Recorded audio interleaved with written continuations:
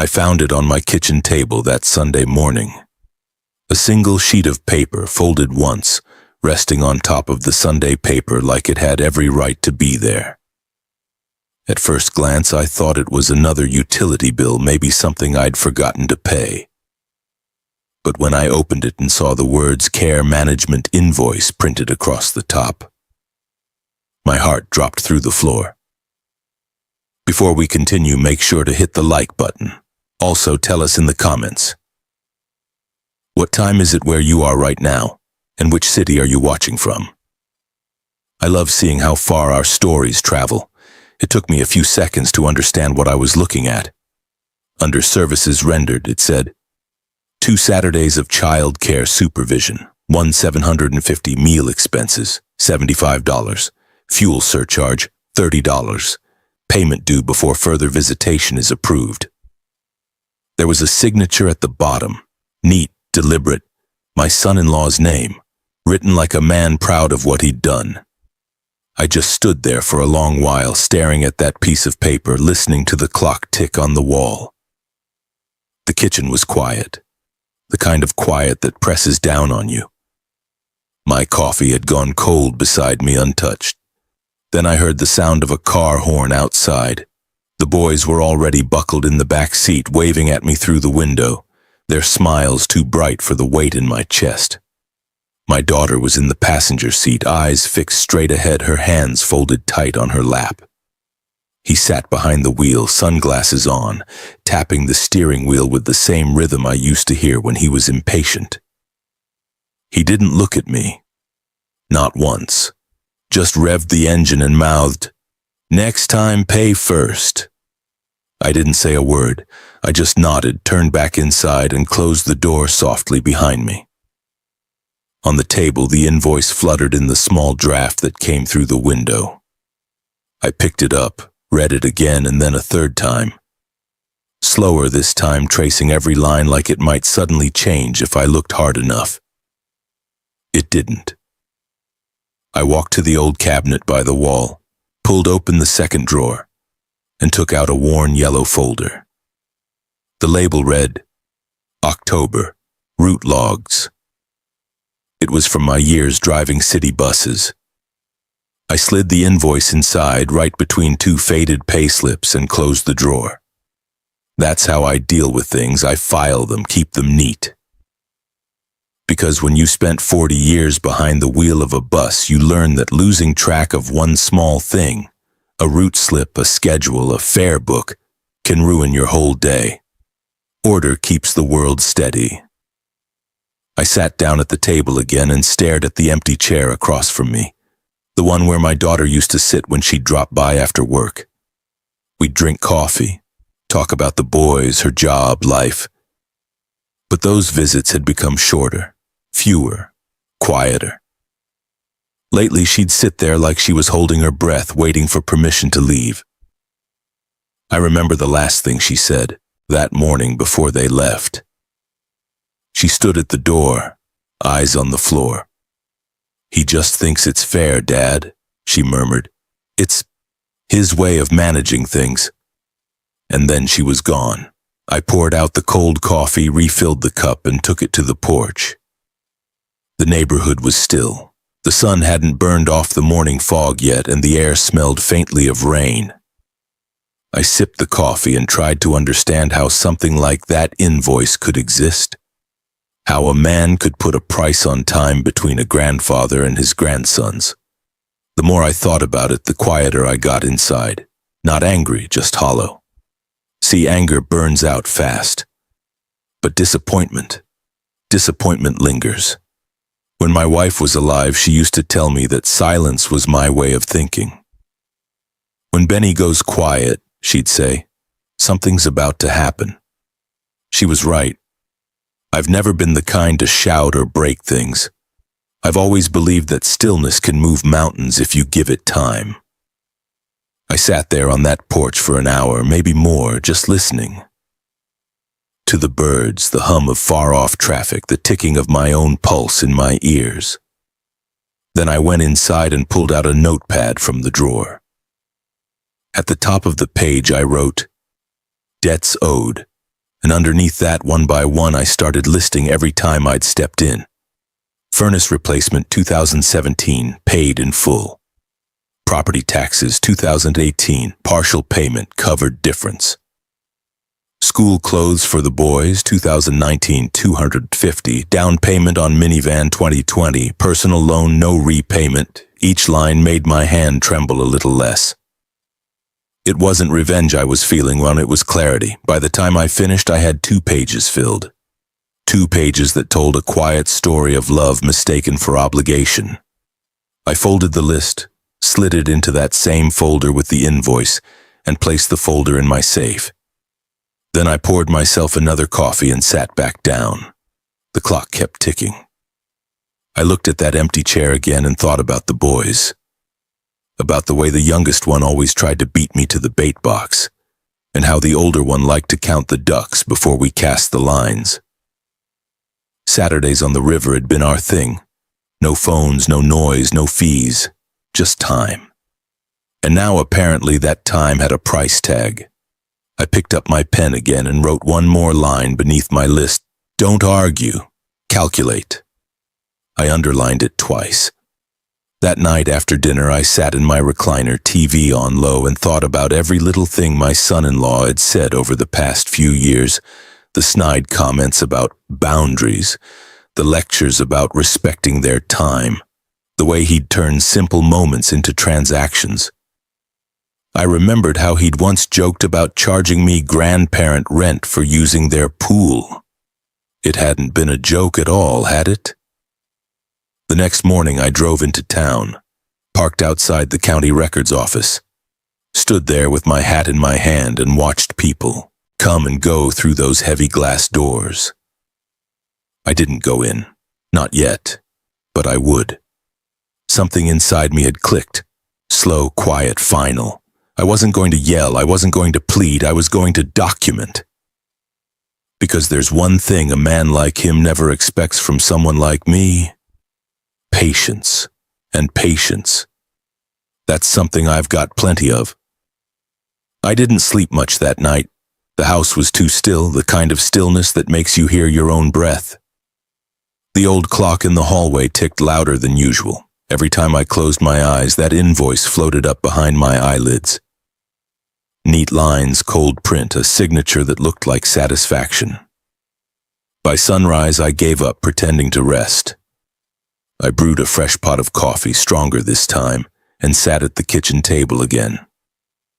The morning light spilled through the blinds, cutting across the floor like lines on a map. I thought about all the years I'd spent following schedules, buses, routes, minutes, stops, and how every one of them had led me right here, staring at a line item that said meal expenses. Something in me hardened. I finished my coffee, grabbed my jacket, and went out to the garage.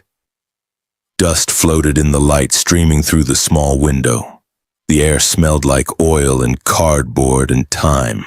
For a long moment I just stood there, looking at the old metal shelves lining the back wall. Boxes stacked 3 high, each one labeled in my handwriting. Bills 2005, 2010, repairs, family loans, taxes.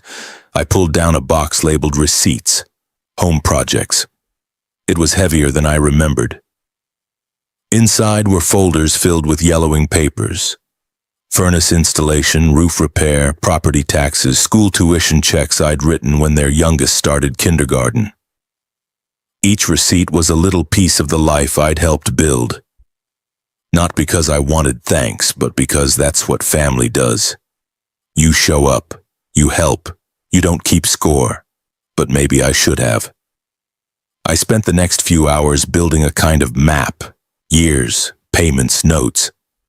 The math was simple, but the weight of it wasn't. By noon, I had 3 piles. One for confirmed payments, one for verbal loans, and one for things that had no paper trail at all. Favors, rides, weekends of babysitting so they could travel. Those last ones hurt the most, because they were the purest. The ones that had come from love, not obligation.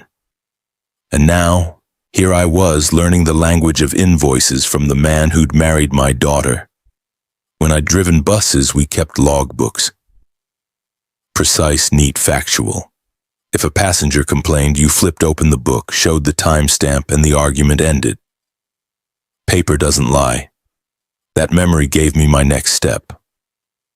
I went back inside and set up at the kitchen table with a stack of lined paper.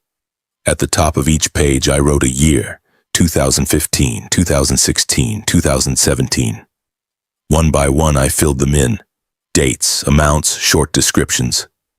By the time I got to 2020, my hand ached, but my breathing was steady. When I finally looked up, the sun had shifted across the kitchen, and a thin shadow from the curtain moved slowly across the table like the minute hand of a clock. The pages looked almost official, not because they were stamped or signed, but because they were honest. That afternoon, I drove downtown to the county records office. The parking lot was full, but I found a space under a maple tree starting to turn orange at the edges. Inside, the air smelled of paper and toner. People moved quietly, their shoes echoing on the tile. I took a number and waited, watching the screen tick upward. When my number flashed, I stepped up to the counter where a woman with kind eyes and gray-streaked hair smiled politely. Her name tag said Sandra. "How can I help you today?" she asked. I hesitated, then said, "Ma'am, I'm looking to understand how liens work and how you make sure someone pays back what they owe without turning it into a fight." She studied me for a moment, maybe noticed the tremor in my hands, the envelope of folded notes I carried. "Is this a business matter or a personal one?" she asked gently. "Personal," I said. "Family, to be exact." Sandra nodded like she'd heard that before. "We see a lot of those," she said softly. "The short version is, documentation wins. Keep everything dated, signed if you can. For small claims, you can represent yourself, but remember, once you start the process, it's official. There's no going back to just family dinners. You understand?" I nodded. "I do." She slid me a small stack of pamphlets and a blank form. "This'll tell you where to start. Take your time with it."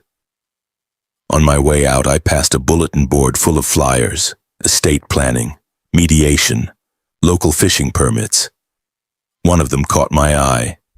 Community legal help, Tuesdays and Thursdays by appointment. I tore off a tab with a phone number.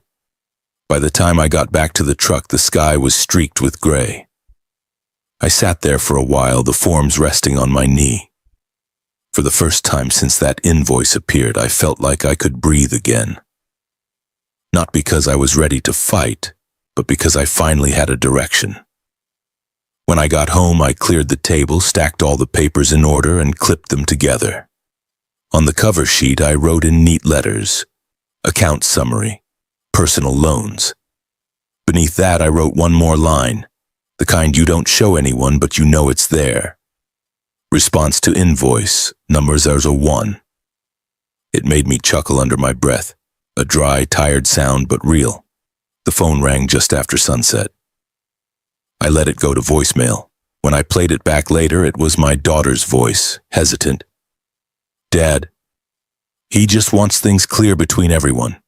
He says this is about fairness. Don't make it bigger than it is, okay?" Then a pause. "Love you." Click. I sat there staring at the phone, feeling the ache rise behind my ribs. I wanted to tell her that fairness doesn't live in invoices or contracts. It lives in how you treat people when no one's keeping score. But I didn't call back. Instead, I took my stack of papers to the safe and slid them next to the yellow folder with the bus route logs and the invoice. The two looked right together, order meeting offense. Before closing the safe, I placed one last thing on top. An old photo of the boys sitting on the riverbank, their fishing lines tangling as they laughed. The younger one's hat was too big for his head. The older one had that squint he always got when the sun hit the water. I whispered to the photo, "Don't worry, boys, Grandpa's got his own kind of paperwork." The next morning I called the number on that flyer from the courthouse wall. A woman answered and asked my name. "Benny," I said. "I just need to understand how to make something official before I get erased from my grandkids' lives." She gave me an appointment for Thursday afternoon. When I hung up, I looked at the calendar by the fridge and circled the date in red. Then I circled Saturday too, the day I used to spend on the river. That circle meant something different now. It wasn't just hope, it was a promise. I got to the courthouse early for my appointment on Thursday. The waiting room smelled faintly of dust and disinfectant. People shifted in their chairs, holding folders the same way I held mine, like shields. A young woman stepped out of one of the offices and called my name. She introduced herself as Ms. Cortez, said she was one of the volunteer attorneys for the community program. Her handshake was small and firm. Inside her office, the blinds were half closed, the afternoon light slanting in stripes across the desk. I spread out my papers, the invoices, the handwritten ledgers, the receipts. She read them quietly, lips moving as she skimmed each line. When she finished, she looked up at me. "You kept good records, Mr. Benny." "I drove buses," I said. "If you don't log it, it didn't happen." She smiled. "That habit's about to help you. You have two options. You can demand repayment through small claims, or you can establish a lien against any property connected to the debt." "Property?" I repeated. "Anything titled house, vehicle, boat?" She paused when she saw the flicker in my eyes. "He owns one?" "Not owns," I said. "Leases. Talks about it like it's a prize bull. Keeps it down at Miller's Marina." She leaned back in her chair. "If his name or his company's name is on that title, you can attach the lien there. It doesn't mean you take the boat. It just freezes it until the debt's cleared." I nodded slowly, feeling the first solid ground under my feet in weeks. That evening I drove out to the marina. The air smelled of fuel and salt, and the gulls were arguing over scraps near the pier. The boats rocked lazily against their lines. I walked the dock until I found his, a gleaming 20-footer with a name painted on the stern, Second Wind. The words looked like a joke now. Mr. Patel, the dock manager, was tightening a hose nearby. I'd known him for years, back when my wife and I used to take morning walks by the harbor. "Evening, Benny," he said. "Haven't seen you in a while." "Been busy," I told him. "Tell me something, does that boat still belong to my son-in-law's company?" Patel nodded. "Yep. JH Consulting LLC. He's a few months behind on slip fees, though. Not my problem yet, but it will be." I looked at the water lapping against the hull. "If a man had a claim against that company, would that boat count?" Patel gave a slow grin. "Depends on the paperwork. But if you're asking what I think you're asking, yes, it would count." I thanked him and stood there a while longer, watching the sunlight fade off the chrome. The reflections trembled on the surface like nerves under skin. That boat was more than a toy. It was his pride, the thing he used to show the world he was doing better than the rest of us. Touch that, and you touched his ego. When I got home, I called Ms. Cortez. "The boat's registered to his LLC," I told her. "That's all we need," she said. "Come by tomorrow. We'll file the lien and the small claim suit together." The next day I met her again, signed forms, paid the filing fee, and watched her stamp each page with the court seal. The sound of that stamp felt like punctuation at the end of a long sentence I'd been living through. She handed me a manila envelope thick with documents. "Here," she said. "These are your copies. The sheriff's office will serve the papers, but if you want to deliver a courtesy copy yourself, it's legal." I looked down at the envelope, then at her.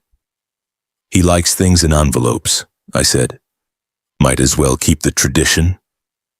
She chuckled softly. "Just don't say anything when you give it to him.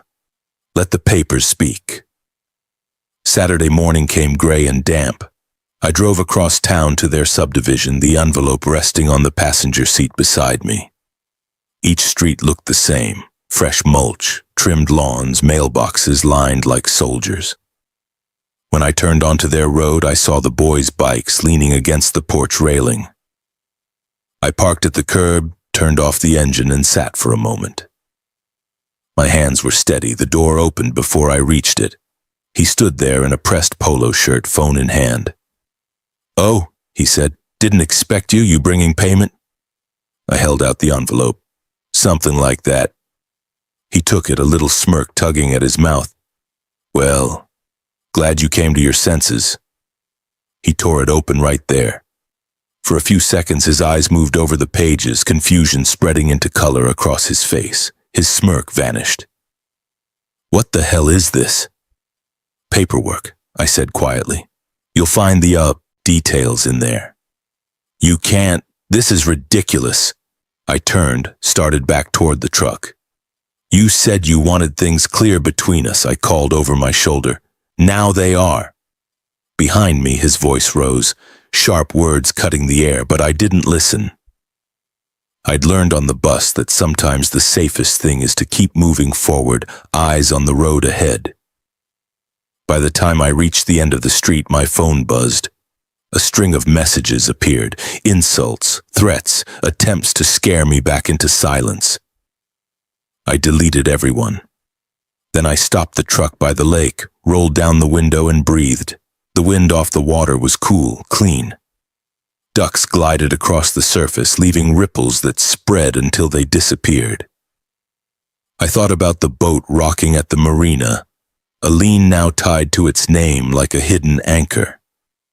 I thought about my grandsons, and how the next time they asked why I hadn't been around, I could look them in the eye and say, because I was busy fixing things." That night I filed the texts into a new folder. Evidence, interference, old habits again. Keep it neat, keep it factual.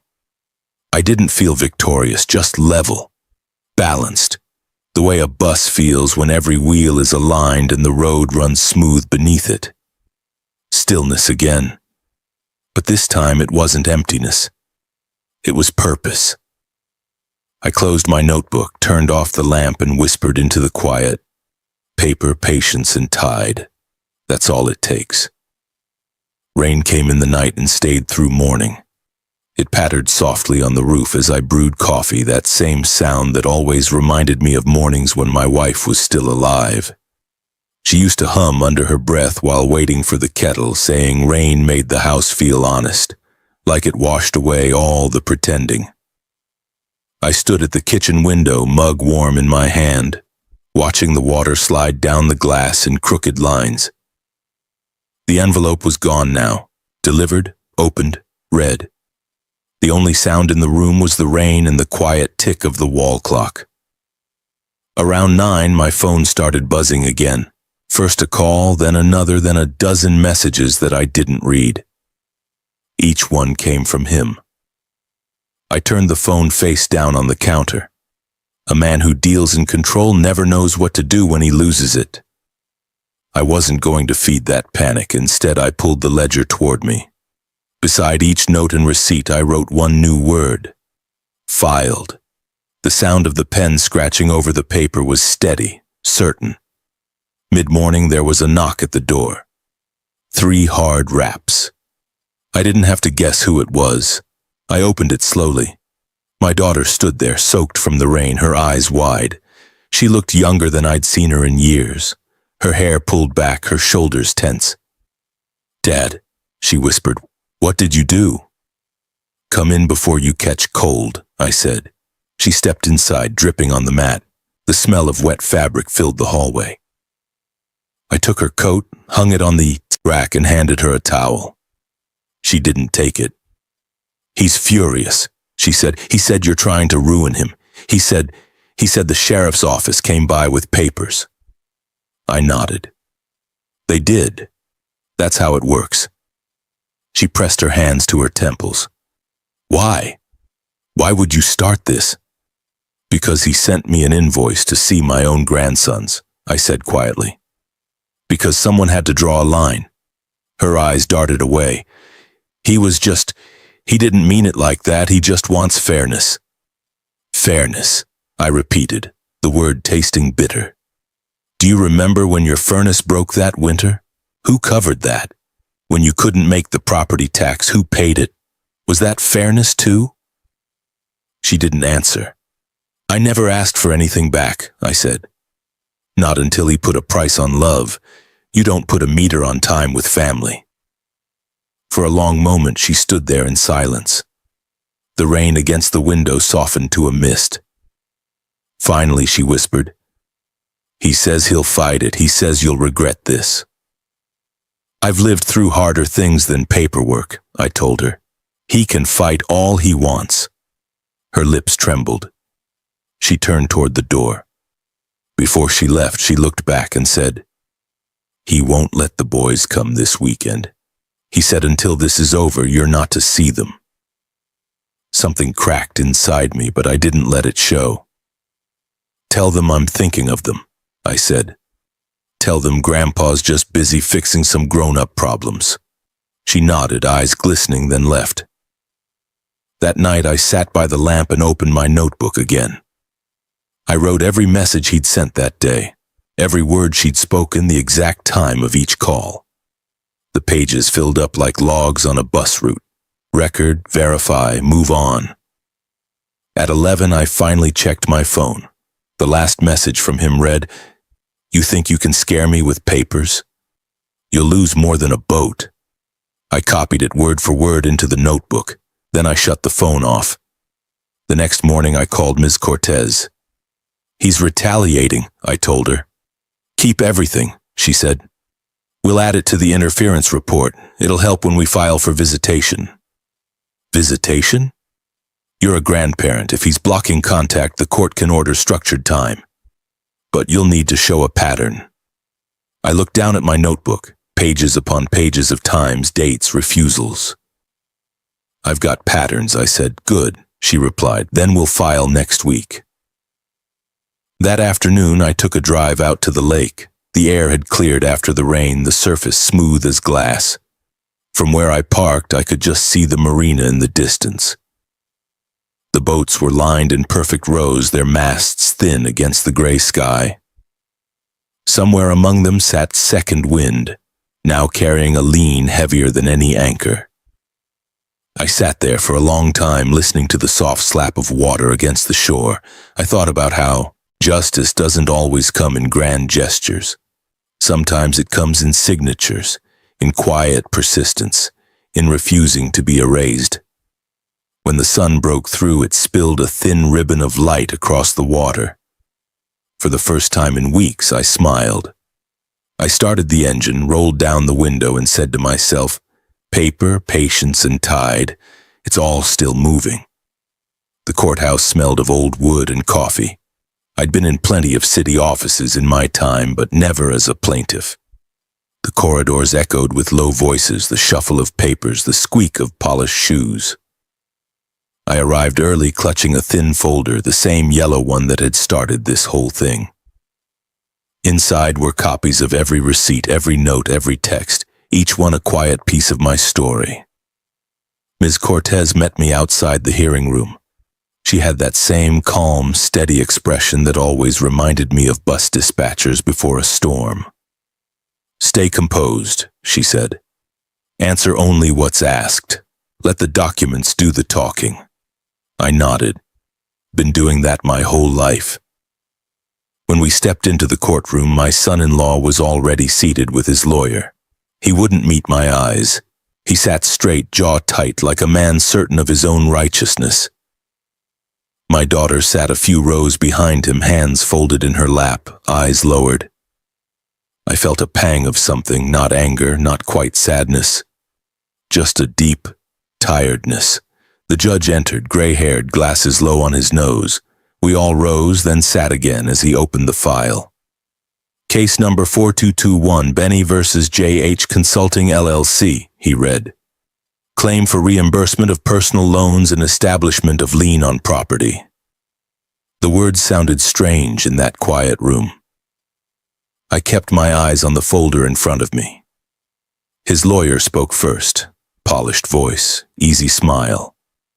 Your Honor, these alleged loans were simply gifts between family. There was no contract, no expectation of repayment. My client and his wife benefited from the generosity of the plaintiff, but generosity is not debt. When he said the word gifts, I saw the faintest smirk tug at my son-in-law's mouth. Then Ms. Cortez rose. Her tone was measured the way a careful mechanic speaks before opening an engine. Your Honor, the plaintiff has maintained detailed records spanning years. There are signed notes, canceled checks, even written acknowledgments by the defendant confirming these sums as temporary assistance. We're not here to question generosity. We're here to affirm accountability. She handed over the folder. The judge flipped through the pages slowly, lips moving as he read. Every few seconds he made a small note in the margin. Then he looked up. Mr. Benny, you kept these records yourself? Yes, sir, I said. Bus drivers keep logs. I just never stopped. A few people in the back chuckled softly, and the judge smiled before returning to the papers. For 20 minutes they went back and forth. Dates, amounts, signatures. I didn't speak again until the judge asked, why pursue this now after so many years? I met his eyes. Because, Your Honor, I was recently sent an invoice for seeing my own grandsons. I figured if family's going to keep accounts, then we might as well balance them properly. Silence rippled through the room. The judge looked down, then back up, the corners of his mouth twitching into something between sympathy and disbelief. He signed the last page of the report. Judgment for the plaintiff, he said. Debt acknowledged and lien granted against the defendant's registered property, namely the vessel Second Wind. The gavel came down with a sharp crack. It wasn't loud, but it was final. Outside the courtroom, Ms. Cortez clasped my hand. Congratulations, Benny. That was a clean win. It doesn't feel like winning, I said. Feels like closing a tab that never should have been opened. She nodded. That's what most justice feels like. Down the hallway, my daughter caught up to me.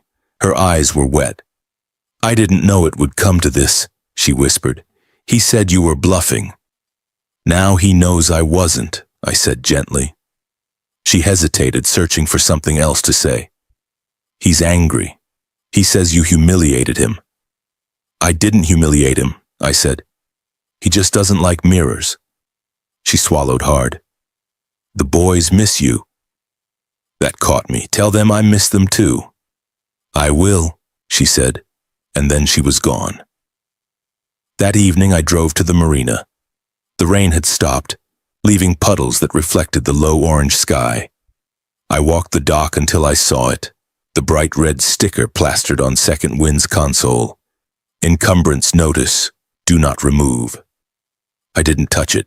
I just stood there listening to the hollow knock of hulls against the pier, a rhythm like slow applause. On the drive home, the road seemed longer than usual. Each mile hummed with something heavy but steady inside me. When I reached my house, I parked and sat in the quiet cab, hands still on the wheel. For the first time in months, I didn't feel helpless. I felt even. A week later, Ms. Cortez called. The visitation petition's ready, she said. We'll submit it Monday. I've attached all your logs and the text messages as evidence of interference. Do I need to come in? No. I'll handle filing. You just keep notes. Times he blocks visits, calls unanswered, any communication from your daughter. I've been keeping them since day one, I said. Every minute accounted for. Then we're already ahead, she replied. That weekend passed quietly. No calls from my daughter, no laughter in the yard, no boys at the door. I spent Saturday polishing the fishing rods, replacing lines that had gone brittle. It was a ritual more than preparation, something to keep my hands busy while my heart waited. Late that night, I sat on the porch with the Ledger open on my lap. The pages fluttered in the wind. I added one more note in the margin. Court judgment granted, boat encumbered. Next, visitation. Across the street, a porch light flicked on. My neighbor, Mrs. Delaney, waved, her thin silhouette framed in yellow light.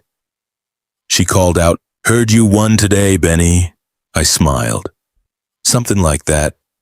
"Well," she said, "about time the good guys get a line in the water." Her laugh carried into the dark, soft and kind. I closed the ledger and looked up at the stars, clear, cold, untouchable. The following Monday, the petition was filed. Within a week, the court set a preliminary hearing date. When the notice arrived in my mailbox, I held it for a long time before opening it. The paper felt heavier than it should have, as if the weight of everything, the years, the distance, the love, had been pressed into it. At the bottom of the page, one line stood out. "Temporary visitation may be granted upon preliminary review." I folded it carefully and slid it into the yellow folder beside the old invoice. Two sides of the same coin, one written in arrogance, the other in justice. For the first time in a long while, I let myself imagine the boys again. The smell of river water, the sound of lines whistling through the air, their laughter bouncing off the bank. I whispered into the quiet, "We're getting closer, boys. Grandpa's almost there." The visitation order arrived in a plain white envelope, the same way everything else had. No fanfare, no announcement, just paper, ink, and quiet authority. When I tore it open, the words hit me harder than I expected. Temporary visitation granted Saturdays 10 a.m. to 6 p.m. I read that line 3 times before I let myself exhale. It felt like opening a window after a long winter. Saturday came fast.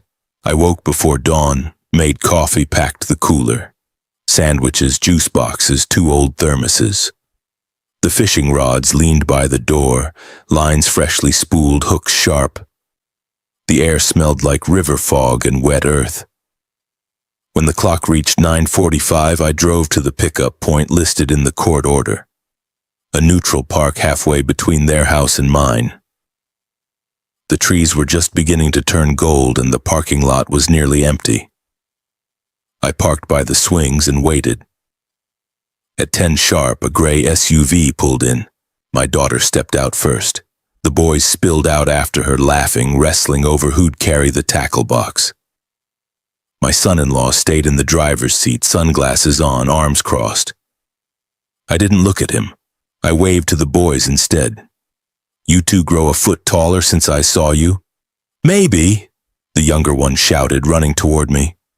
The older one followed, shy for half a second before he hugged me around the waist. Their arms were small, solid, real. My daughter handed me a folded sheet, the court guidelines, and whispered, "He's not happy about this." "I didn't expect him to be," I said. "But the paper's signed. That's all that matters." Her eyes softened. "Take care of them, Dad. Always." She turned and walked back to the SUV. He rolled down the window just long enough to say, "Make sure they're back by 6, not a minute late." I nodded once. I know how schedules work. Then we were gone.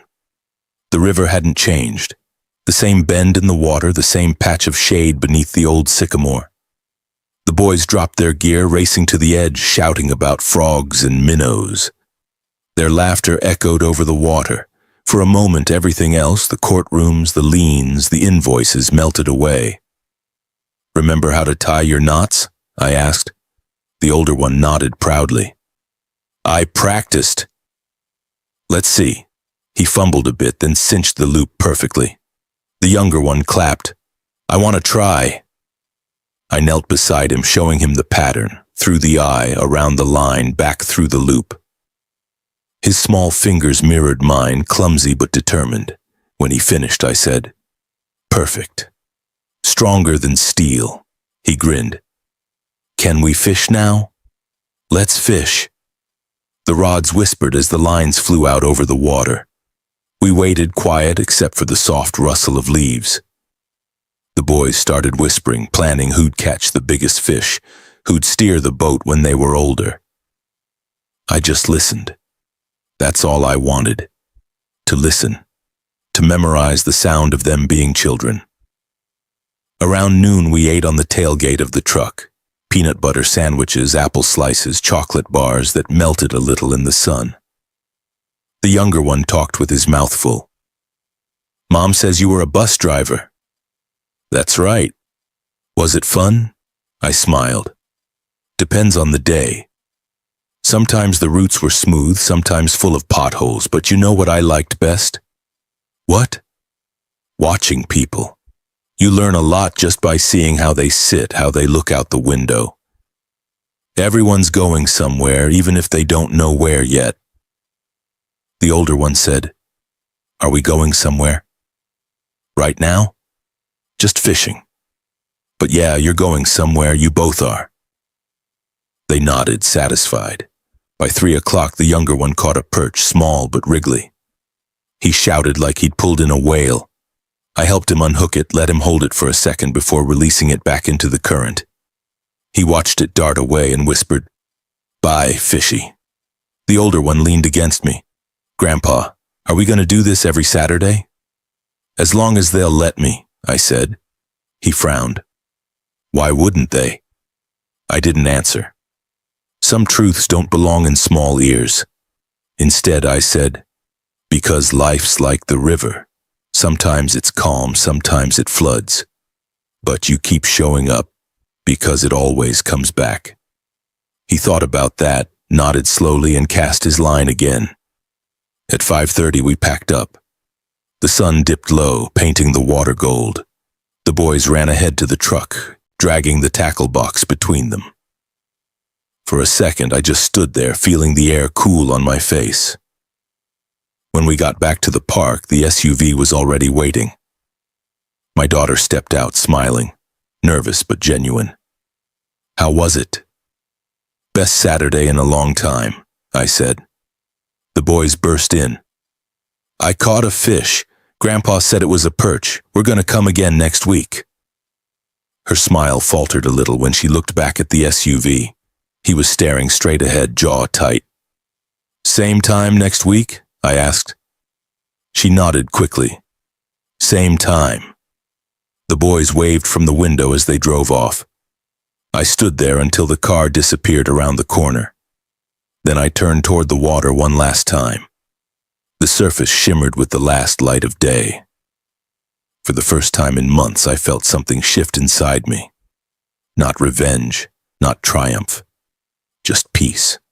Paper, patience, and tide. It had all led here, to laughter, to sunlight, to an ordinary Saturday that felt extraordinary. That night back home, I wrote in my ledger, "Visitation granted. First Saturday, success, boys safe, happy, river steady." I placed the ledger beside the yellow folder in the safe and whispered, "One chapter down, a few more to go." The house was quiet, but it didn't feel empty anymore. Autumn moved in slow this year. The trees along the riverbank turned bronze first, then copper, then bare. Saturdays became our rhythm. Coffee at dawn, rods in the truck, the boys waiting at the park with the same kind of energy that could warm an old man's bones. Each visit chipped away at the distance that man had built between us. By the fourth weekend, my daughter came alone. She parked the SUV, stepped out, and lifted her sunglasses. There was a calm in her I hadn't seen in years. "He's gone out of town," she said. "Business trip." "Good," I said quietly. "Maybe the house can breathe a little." She smiled faintly. "The boys packed their own lunches this time. They said you make better sandwiches." I laughed, a small, surprised sound that felt new. They might be right about that. The day stretched wide and easy. The boys chased frogs, skipped stones, built dams of driftwood. I sat back in the folding chair, watching their shapes blur against the sunlight, the world narrowing down to what really mattered. The sound of them laughing. At noon, my daughter sat beside me on the cooler. "Dad," she said, her voice low, Sorry for the invoice, for the silence, for all of it. I turned toward her. Her eyes were wet, but her face was steady. I should have stopped him, she went on. I kept thinking if I kept the peace it would get better. But peace built on fear isn't peace, is it? No, I said. It's a waiting room. She let out a shaky breath. I found an apartment just across town, small, but it's ours. The boys and I move next month. I stared out at the water. For a long time, I didn't speak. Then I said, "Proud of you, kid. Took a lot of strength to say that out loud." "It took watching you stand your ground," she said. "I didn't realize how far gone I was until I saw you just not bend." She reached for my hand and squeezed it. "Thank you." Later that afternoon, we all sat on the dock eating sandwiches. The boys argued over who caught more fish. My daughter laughed, full and unguarded. For the first time in years, her laugh sounded like it used to, like sunlight through the kitchen window, like Sunday mornings when the world still felt right. As the shadows stretched long, she said, "He's been quiet lately, not calling, not threatening. I think he knows it's over." "Sometimes the tide just turns," I said. "You don't always see the moment it changes. You just notice one day that the water's moving the other way." The younger boy leaned against my arm, half asleep. "Grandpa," he mumbled, "can we fish every day now?" I smiled down at him. "Not every day, buddy, but maybe a lot more Saturdays." He nodded, drifting into dreams that smelled like sun and river water. A month later, I got a letter from Ms. Cortez. The lien had been satisfied. The court transferred funds from the sale of the boat to settle the debt. The final line read, "Case closed." I folded the letter carefully and added it to the yellow folder, the one that had started with an invoice and ended with something like justice. That night, the house was alive again. My daughter and the boys moved in temporarily while she set up her apartment. Their laughter filled the room, small socks drying by the heater, cereal bowls on the counter. The quiet that had once haunted me was gone, replaced by noise that meant life. After dinner, she came to stand beside me on the porch. The sky was black velvet pricked with stars. "You think he'll ever change?" she asked. "Maybe," I said, "but change isn't something you wait on, it's something you walk toward." She nodded. "I'm done waiting." The next Saturday, we went back to the river. Same spot, same rods. The boys cast their lines while my daughter sat on the tailgate, her hair loose in the wind. The air was cool and clean. "Grandpa," the older one called, "what's the biggest thing you ever caught?" I smiled. "Right now, you two." They laughed, pretending to groan, and went back to their lines. I looked out over the water, its slow shimmer in the fading light, and felt the last bit of heaviness lift from my chest. Life, I thought, is just a series of routes. Some smooth, some broken, all leading somewhere you were meant to be. I'd spent a lifetime driving those routes, learning when to break, when to yield, when to keep moving forward. This one had brought me home again, not to a house, but to a feeling. I leaned back in the chair, closed my eyes, and listened. The ripple of water, the laughter of my grandsons, the steady breath of peace. If this story touched you, don't forget to hit the like button and share it with someone who believes family should never come with a price tag. And tell me in the comments, would you have done what Benny did, or walked away? I read every story you share, and everyone reminds me why these voices matter.